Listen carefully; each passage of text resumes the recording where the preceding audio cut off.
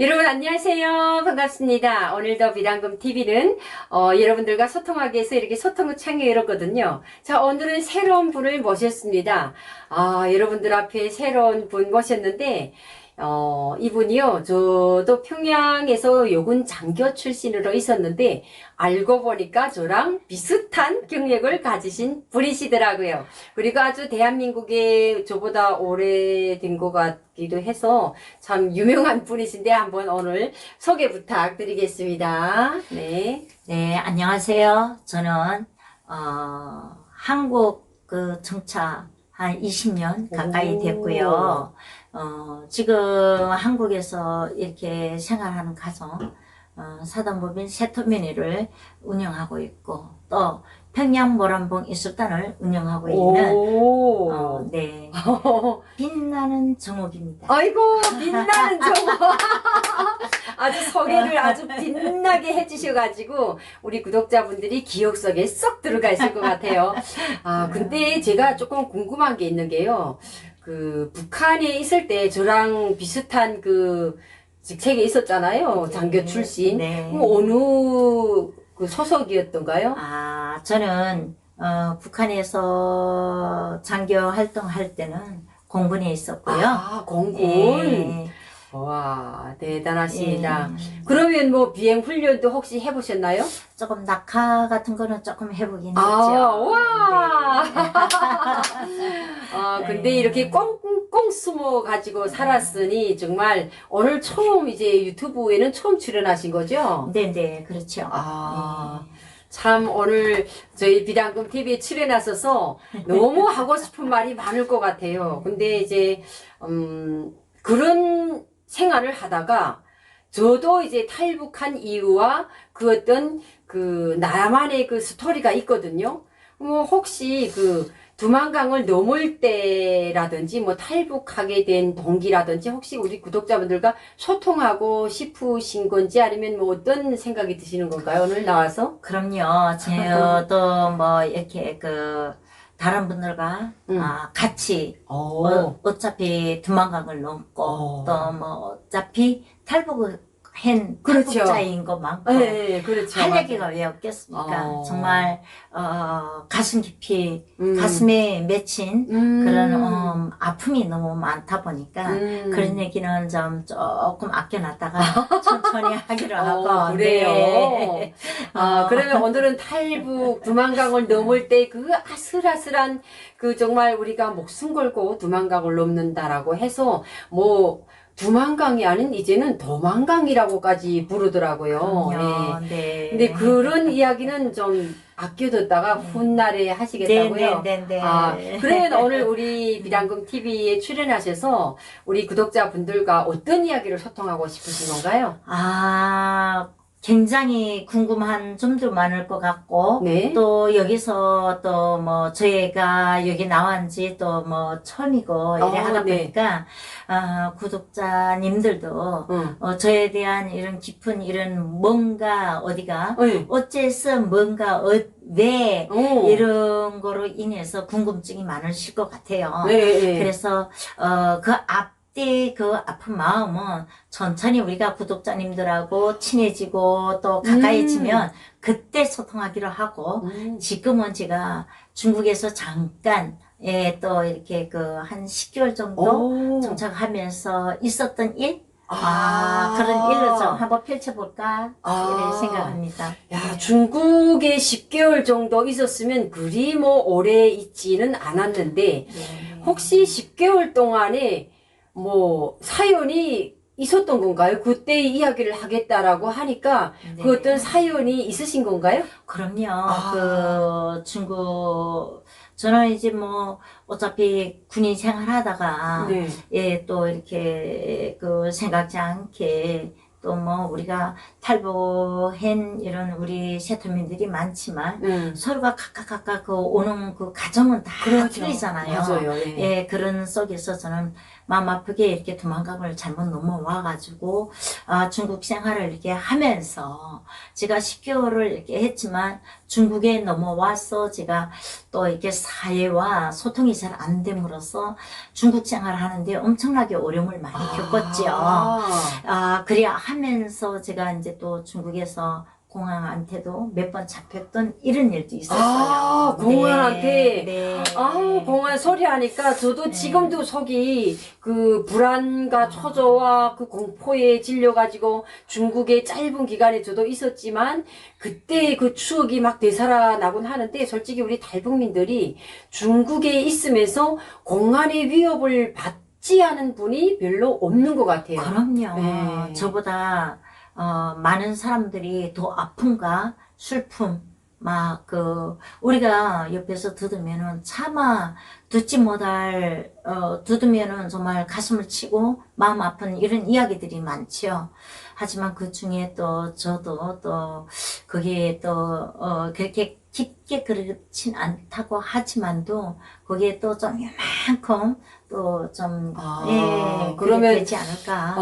공안이라고 하게 되면 우선은 제가 생각하기에는 뭐 붙잡힐 뻔 했다는 그런 이야기가 제일 우리한테 다가오는 이야기가 아닐까. 그렇죠. 그런 사연이 혹시 있으신가요? 예, 그럼요. 저도 이제 뭐 중국에 와서 어차피 제가 군인 생활 하다가 두만강을 좀 이렇게 넘어와서 중국에 와서 금방 가려고 했대는데 못 가고, 그러다 보니까 나 조금 이렇게 지체돼서 생활하는 과정에 몇 번씩 이제 중앙공항한테 잡힐 뻔하고 잡혔던 일, 이런 게. 잡히기도 했었다고요? 그럼요. 몇 번 있었죠.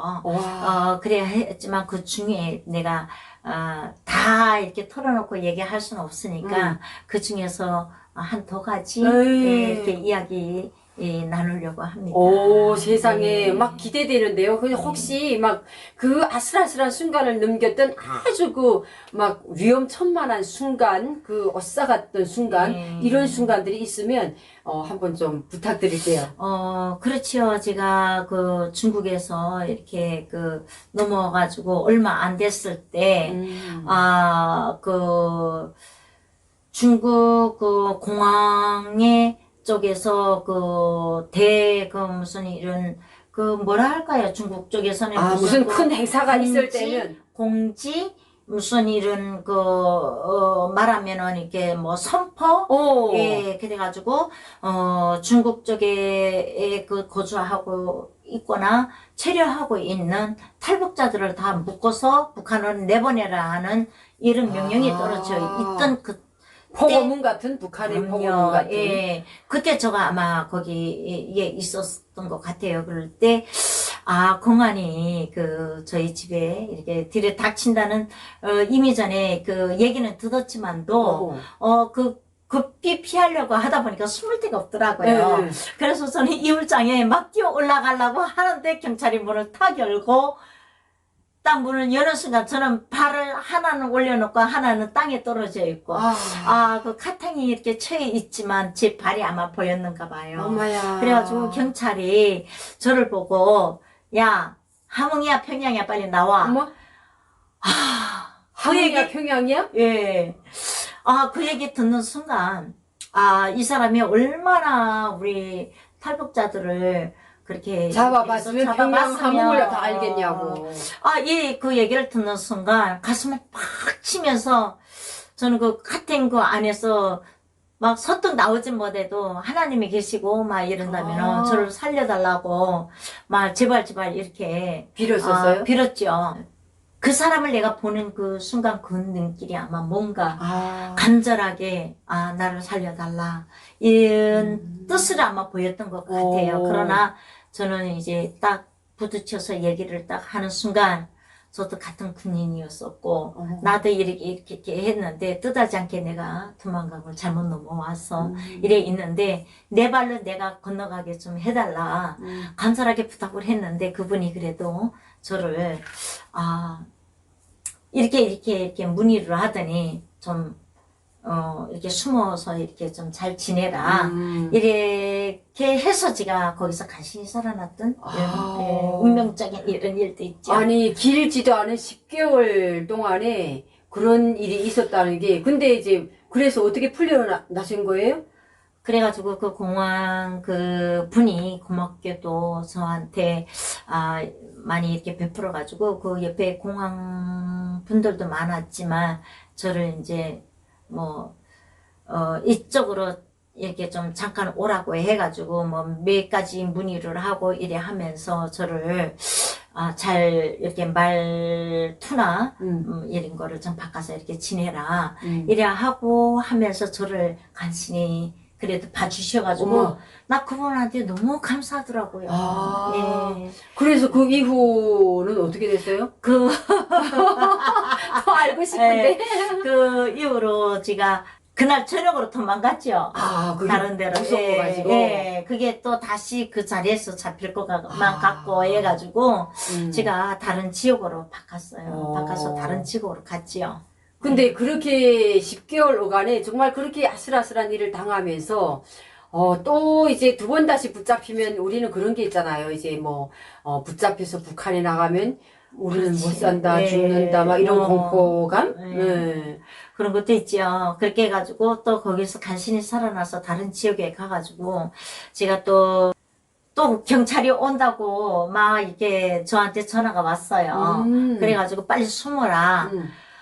다른 지역에 갔는데 또? 네. 그렇게 해가지고 그 지역에 가서, 숨느라고 하는데, 이제는 그 위에 문이 아니라. 한번 우회로 갔다가 붙잡혔으니까. 네. 밑에 문으로 들어가야 되겠다. 순간에 그 생각이 나가지고, 밑에 문으로 들어갈 때는 정말 편하게 들어갔어요. 그리고 그 안에 옷을 탁탁탁 덮어가지고, 해서 문을 닫고, 꼭 잡고 있었는데 경찰이 왔다가 가서 나오라고 문을 열어서 나오라고 해서 나오는데 이야 들어갈 때는 어떻게 들어갔는데 나올 때는 이게 머리가 안 빠지는 거예요. 머리가 끼어가지고 안 빠져가지고 억지로 거기서 나오는 게 이마바닥에 껍데기가 다 삐개지고 나올 때 엄청 어려웠어요. 그래서 나와가지고 얼마나 그게 또 웃음거리가 될지 모릅니다. 진짜. 한쪽으로 우리가 잡히면 슬픔이고 정말 마음이 아픈 일이지만 또 거기서 간신히 살아서 또 이렇게 나오면서네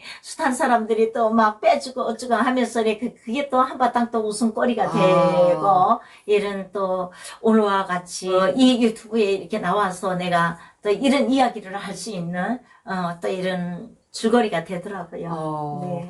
야, 참 그러면 그 공안한테 붙잡힐 뻔했던 그 아슬아슬한 순간을 넘기고 그리고 나서 대한민국으로 오는 그 기회가 주어졌으니 지금 현재 진짜 그때 붙잡혀 나갔더라면 오늘 이 자리에 없었을 거 아니에요. 그럼요. 감히 이 대한민국 와서 우리가 또 이게 서로 만나서 비단 이 채널에 또 제가 감히 출연할 수 있겠습니까?